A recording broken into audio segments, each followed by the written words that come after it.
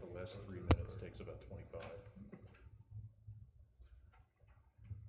Was yours on those Zoom calls when you were in your house trying to get everybody to be quiet?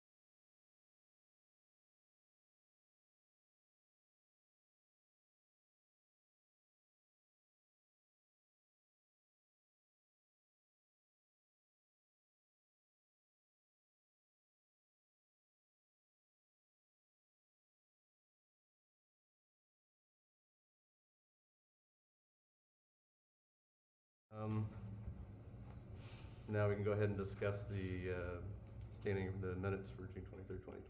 Commissioner. Thank you, Chair. Just a quick question and clarification for staff, because I know we had discussion on, let's see, it would be items, the Prairie Trace items for their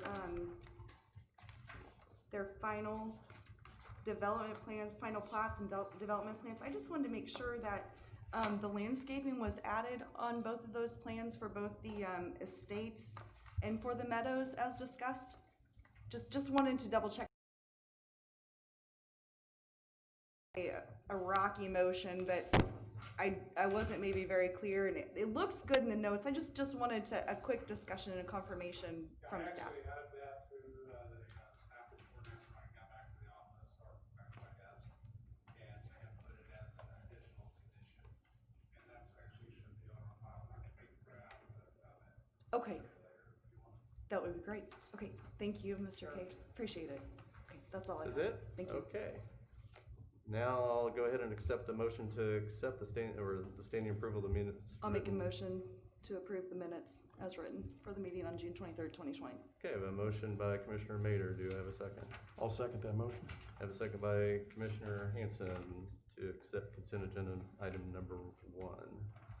Any discussion on the motion? All those in favor say aye. Aye. Any against? Any abstentions? Consent agenda passes 6-0. Okay, regular agenda item 1, Prairie Brook Villas, FDP-20-04.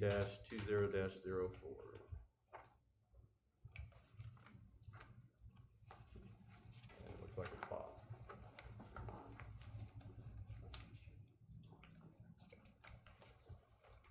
Yes, ma'am. All right, before I get started, I do have one correction from the staff report. Under the, on page 1 of the existing zoning and land use, the correct zoning district should be RP3, not RP2. That's RP3 Garden Apartment District.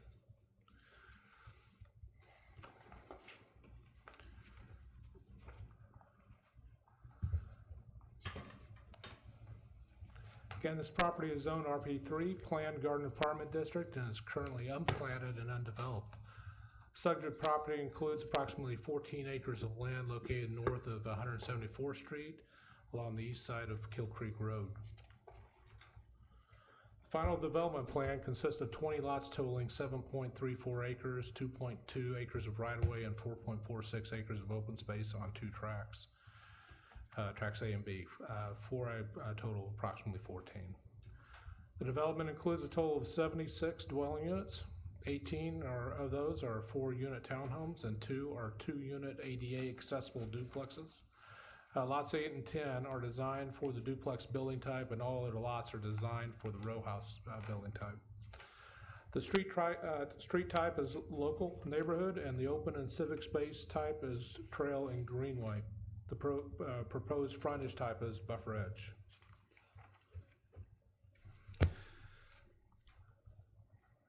Staff findings: while the final development plan is not consistent with the comp plan, with a larger lot layout, the overall density is comparable to the adjacent development to the south.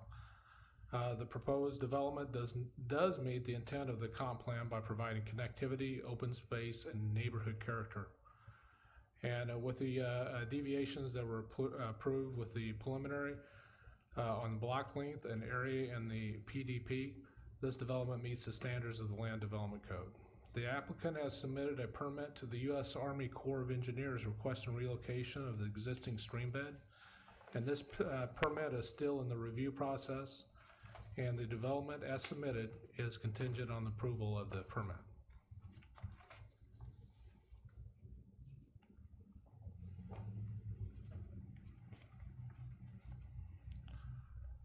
Staff recommends approval of the final development plan with the conditions outlined below. Final plat shall be reviewed, approved, and recorded with the county prior to the issuance of a building permit.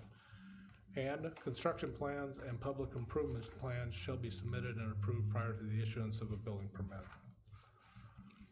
The suggested motion is, after review of application final development plan 2004, a final development plan for Prairie Brook Villas, and final development plan dated July 17th, 2020, and staff report dated July 28th, 2020.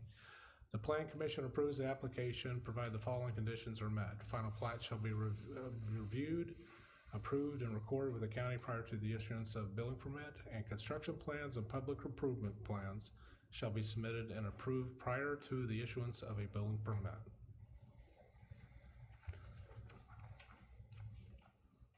Thank you. Do we have anyone from the development here to speak? Doesn't look like it, so at this time we'll go to commissioner discussion. Commissioner Mayor, do you have anything? No, I don't have anything at this time, thank you, Chair. Okay. Commissioner Ford, I don't have any questions either. Commissioner Deaton, No questions. Commissioner Hanson. I just had one question for staff, and it has to do with the moving or the relocation of the existing stream bed. Since I'm rather new to the planning commission, how often does this type of activity have to occur in order for a development plan to be approved? How often do you see that it becomes a barrier, or is this rather commonplace for a stream bed to be moved and the plan to continue to move forward? Actually, it's very rarely occurs, and they actually submitted this to the Corps of Engineers with the hope that new rule changes would take place, which they did. So with those new rule changes, this application is more likely to go through. If it does not go through, then they will have to go back to the preliminary development plan stage to redo their development, because I'm guessing they will lose a couple lots. So it sounds like the rule changes made it a little bit more liberal for the project to be approved with the moving of the stream bed then. That's correct. With the new rule changes at the federal level, yes. Okay, interesting. Thank you. Okay. Commissioner McNear? No questions. And I have none either, so without any further comments, I would accept a motion on this item. After review of application FDP-20-04, a final development plan for Prairie Brook Villas and final development plans dated July 17th, 2020, and staff report dated July 28, 2020, the Planning Commission approved the application provided the following condition is met, or conditions are met. Number one, a final plat shall be received, require approval, and be recorded with the Johnson County Records and Tax Administration prior to the issuance of a building permit. And number two, the construction plans for any utilities, infrastructure, or public facilities shall meet all technical specifications and provide public improvement plans shall be submitted and approved prior to the issuance of a building permit. Number three. What's that? Oh, okay. And number three, there is no number three on the one here. Can you flip to the next page, Bob? I didn't have that page, number three. And number three, approval of stream bed relocation permit from the U.S. Army Corps of Engineers. Sorry for the error. Okay. I have a motion by Commissioner Ford. Do I have a second? Commissioner McNear. I'll Do I second have a it though. second? That way we don't have to There we go. erase it. Makes it easy. All right, Commissioner McNear had made the motion, Commissioner Ford made a second. Any discussion on the motion? All those in favor state aye. Aye. Aye. Any against? Any abstentions? Motion passes 6-0. Regular agenda item number 2, Breckenwood Creek First Plat, FP 2007. Bob again.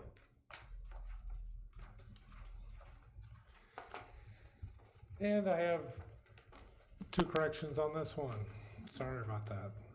The corrections are the dates on the recommended motion should be July 28th for the staff report and June 12th for the final plat. Also, the existing zoning on this site is R2, not R1. So that was 28. 28th for the staff report and the 12th for the final plat.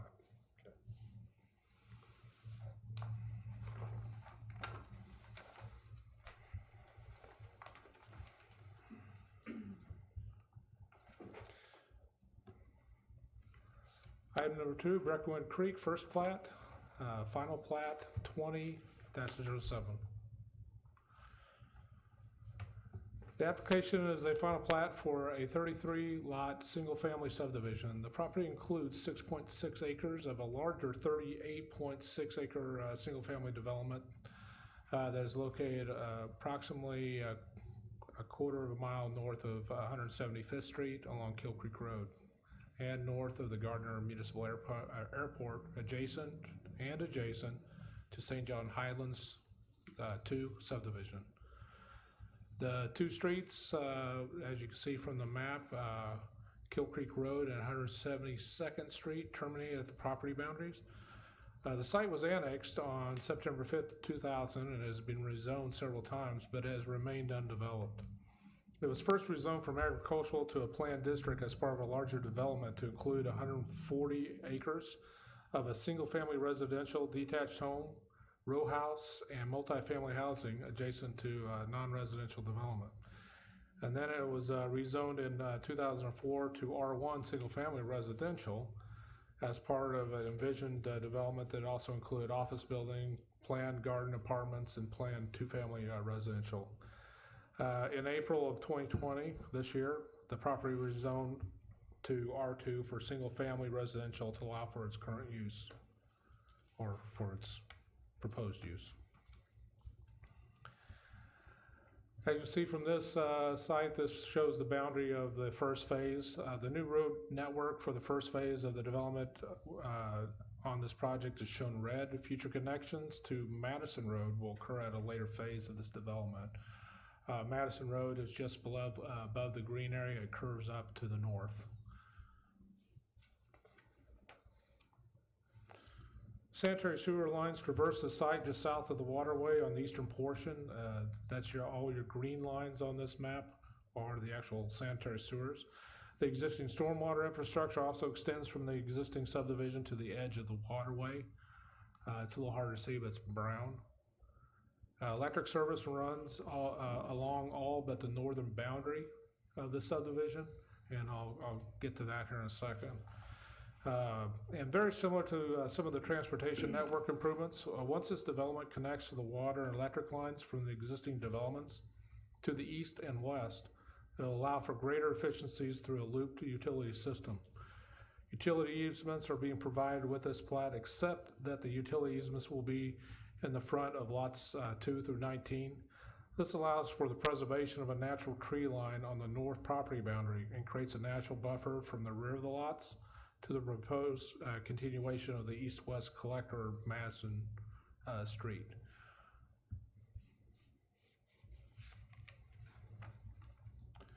Staff findings that this consistent block patterns with the existing development.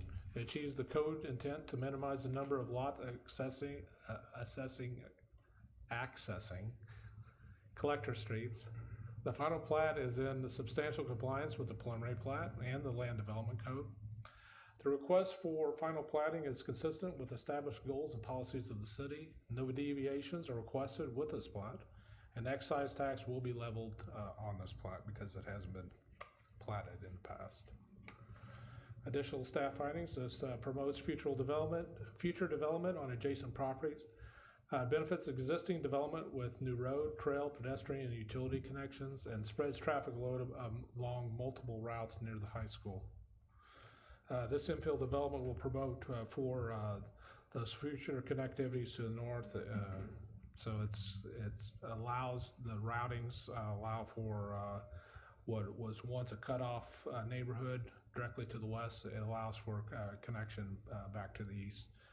I think traffic, it also will help with the traffic load on 175th Street as well. Staff recommends approval of final plat 2007 for Breckenwood Creek first plat with the conditions outlined in the recommended motion.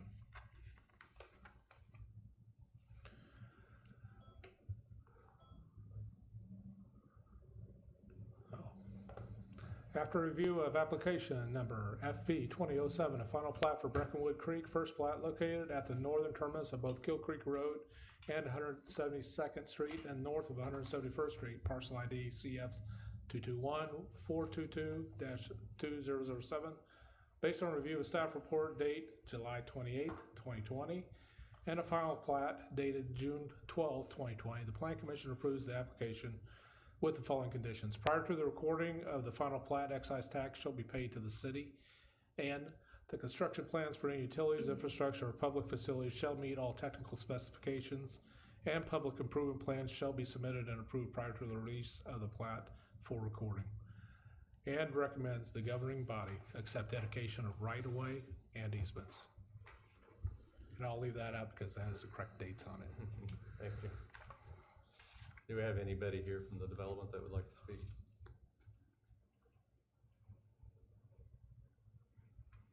Hello? Todd Allenbrand, Payne and Brockway, 426 South Kansas Avenue, and I'm representing the developers, Breckenwood Creek LLC. There's nothing really to add. I think the staff report pretty much says anything, but I'm here in case you guys have any questions, to answer anything you might have. Okay, appreciate Thanks. it. All right, start commissioner discussions. Commissioner Mader. Thank you. Again, just like with the last item we saw, I think it's great that the western edge of town is finally getting some development, so this is great. Just maybe a quick question for the developer, and I asked this the last time we saw you guys.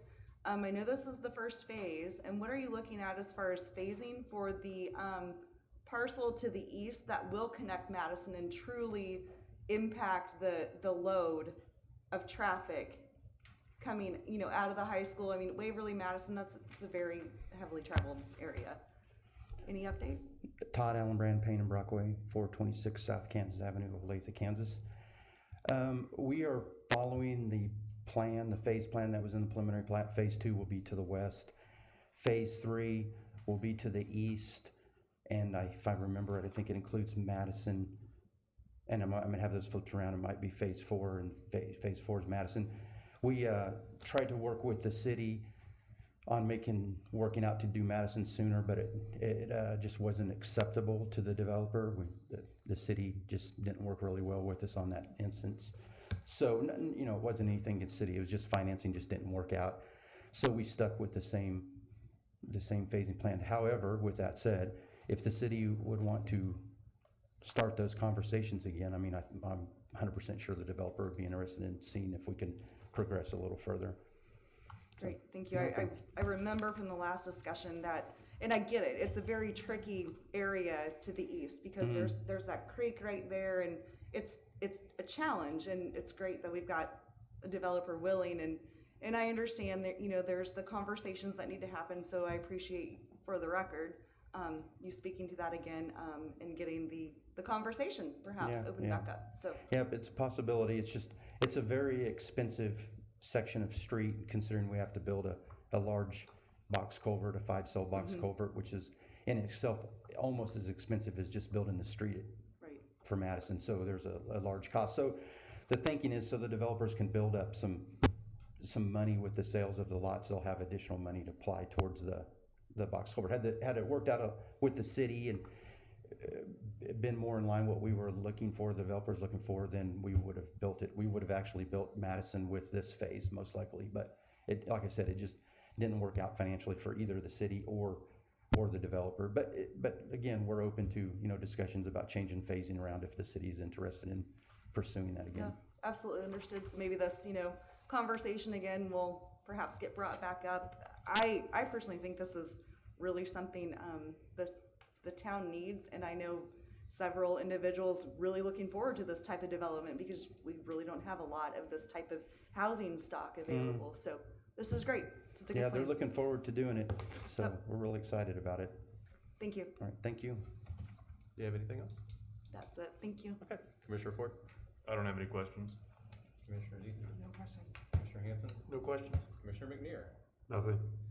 I will also say, having done a lot of the birthday parade tours and having birthdays over on that side of town, the construction, It's all- you really notice how hard it is to get over there. So again, very happy that Madison will eventually get done. I also am very happy whenever a developer tries to keep tree lines. So I'm very happy about that. So yeah, I really like the project as we've stated in the past, so. And I have nothing to further state after that. So with no further comments, I'd accept the motion. After review, Go ahead.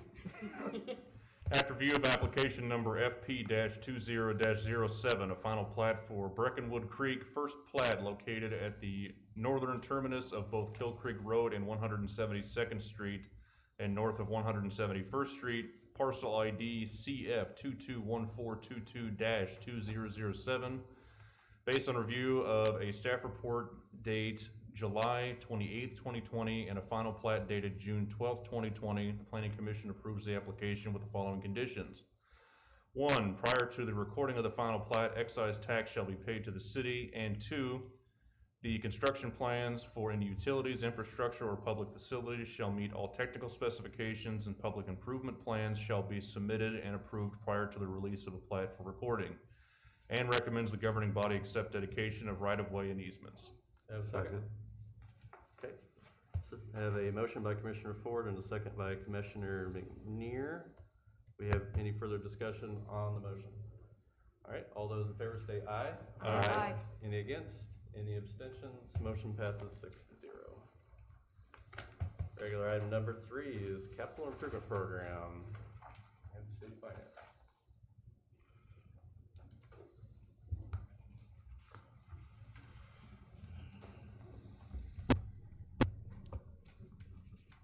Good evening, members of the Planning Commission.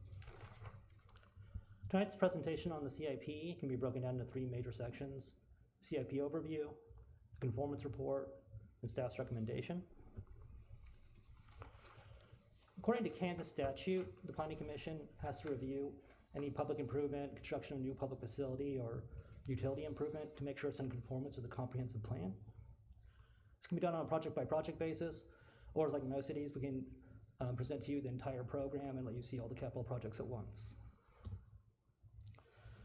There are 4 major components of the CIE, or the CIP. First, we need to identify needs within the community. We look at our capital improvement element, our master plans, our utility assessments, use staff expertise, and also input from the community to identify needs and define project scopes and develop those projects.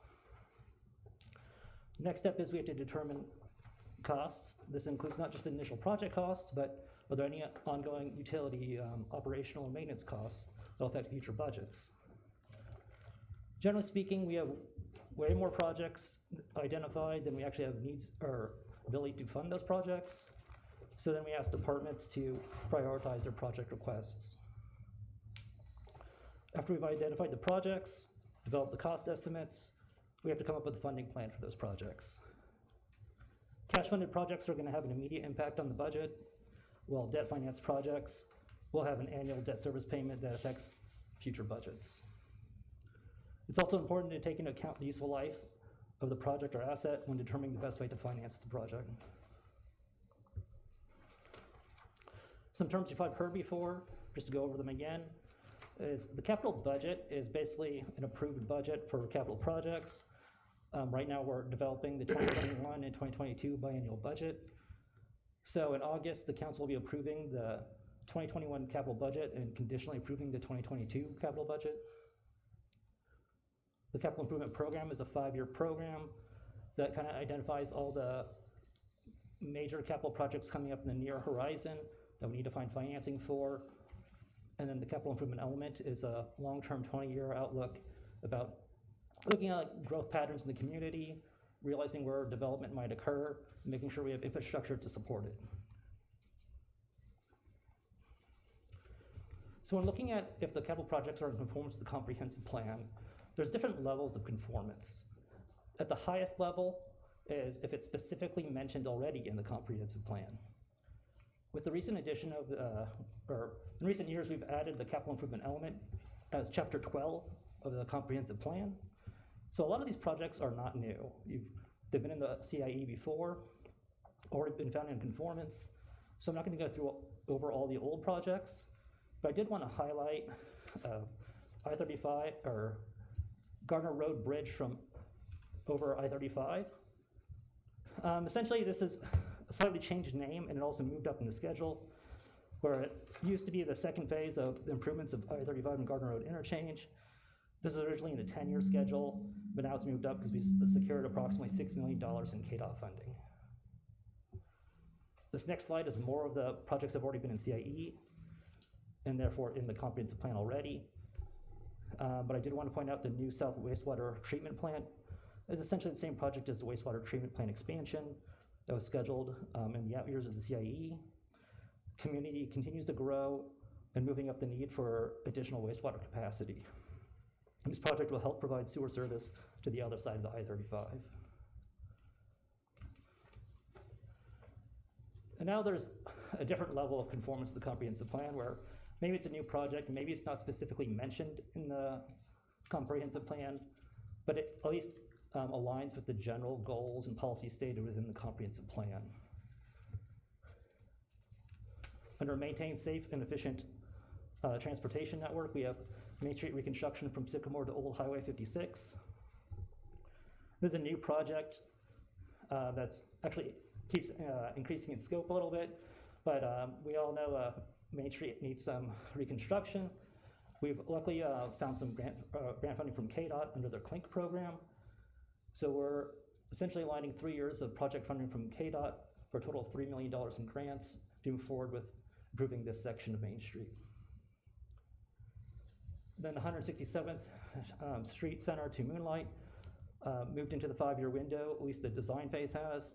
They'll occur in 2024. Then the construction improvements will occur in the year afterwards in 2025.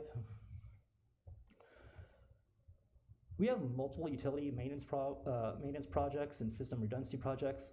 I'm not going to go into all of those individual projects.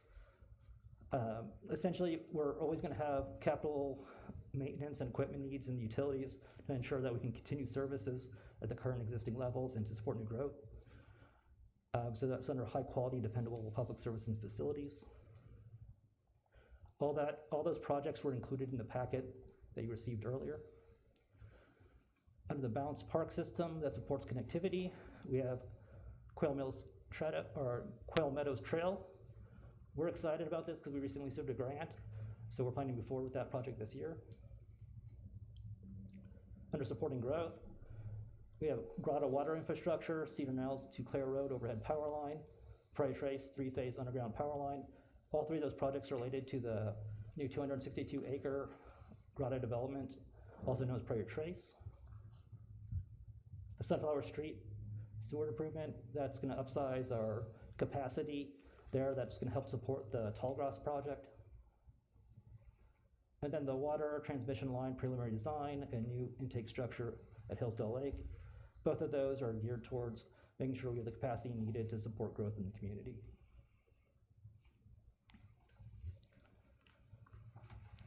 Staff recommends the Planning Commission entertain a motion to find the proposed 2020 to 2024 capital improvement program in general conformance with the comprehensive plan.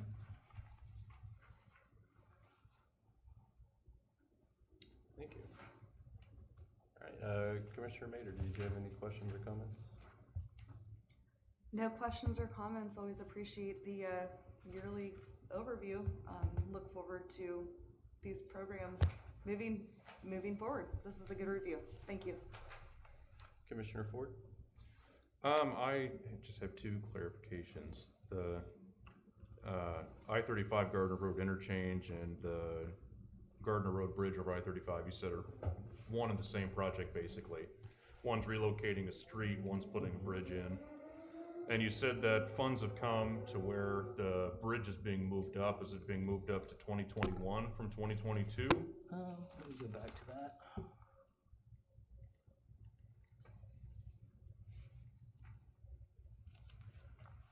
Okay, the first part of that project, the I-35 to Gardner Road interchange, was occurring in 2020. We've been having the design start for that for a while. Right. The bridge portion of that, we're doing the design, I believe, in 2021, and then the construction's in 2022. In 2022, okay. That's what it showed here, but you had mentioned that it got moved up. I didn't know if it got moved up a year or if it was initially slated for like 2030 and it got moved to 2023. I think it was originally like in the 10-year window, just because it's estimated to be at least a $10 million project. Yeah. And that was before we had grant funding, so it was in the out years. We found KDOT funding, we moved it up. Okay. That was my only question. Commissioner Deaton? No questions. Commissioner Hanson, No questions? Commissioner McNear, No questions? and I don't have anything either. It is great that you did get the grant for the Quail Meadows, because I know people have been waiting for that one, so that's awesome if that's gonna happen. So I have nothing further, thank you. So, could you put that back up? Entertain a motion to find that the proposed 2020 through 2024 capital improvement program in general conformance with the comprehensive plan. I'll make a motion that the planning commission find the proposed 2020 through 2024 capital improvement program in general conformance with the comprehensive plan. Have a second? Second. Okay, a motion by Commissioner Mader and a second by Commissioner McNear. Any further discussion on the motion? All those in favor state aye. Aye. Any against? Any abstentions? Motion passes 6-0.